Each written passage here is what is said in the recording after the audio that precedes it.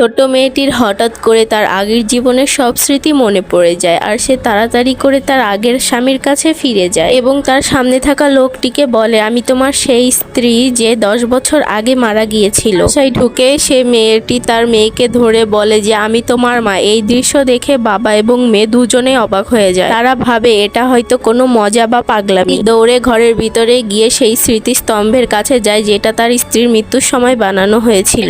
আগের জীবনের ছবি হাতে নিয়ে বলে, এত ছবি থাকতে এই বাজে ছবিটাই তোমরা লাগালে। পর মেয়েটি লোকটিকে বলে, আমি তোমার সেই হারানো 10 বছর আগের স্ত্রী যে পুনর্জন্ম নিয়েছি এবং এখন প্রথম শ্রেণীতে আছি। আজ আমার সব স্মৃতি ফিরে এসেছে, তাই আমি এখন এখানে এসেছি। তারা তখনও বিশ্বাস করতে পারছিল না। তখনই মেয়েটি টেবিলে গিয়ে ডেইজির খাবার দেখে বলে, এটা কি খাবার খাওয়াচ্ছ তুমি? আমার মেয়েকে নিজে রান্নাও করতে পারো না, আর প্লেটে খাবারও খুবই সামান্য। তখন তারা ভাবে যে এখনো মনে হয় মেয়েটি পাগল, এজন্য এসব বলছে। এরপর মেয়েটি দেখে সন্ধ্যা হয়ে যাচ্ছে, তাই সে তাড়াহুড়ো করে বাড়িতে চলে যায়। যাওয়ার আগেই সে বলে যে তুমি 10 বছরে এত বুড়ো কি করে হয়ে গেলে। সে চলে যাওয়ার পর লোকটি তার স্ত্রীর কথা ভাবছিল। তার অভ্যাস এবং তার ব্যবহার সবকিছু যেন আগের মতোই লাগছিল।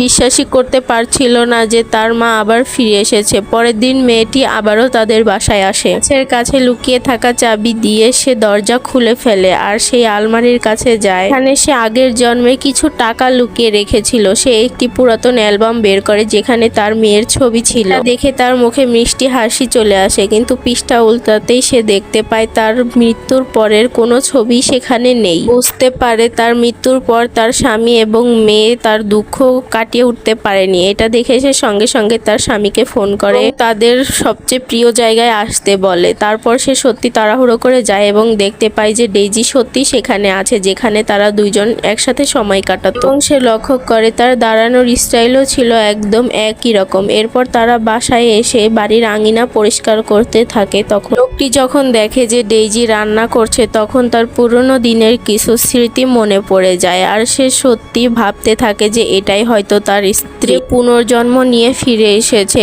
এরপর মেয়েটি চলে আসে। এরপর কি হলো সেটি জানতে চাইলে একটি লাইক করে পার্ট 2 লিখে কমেন্ট করুন।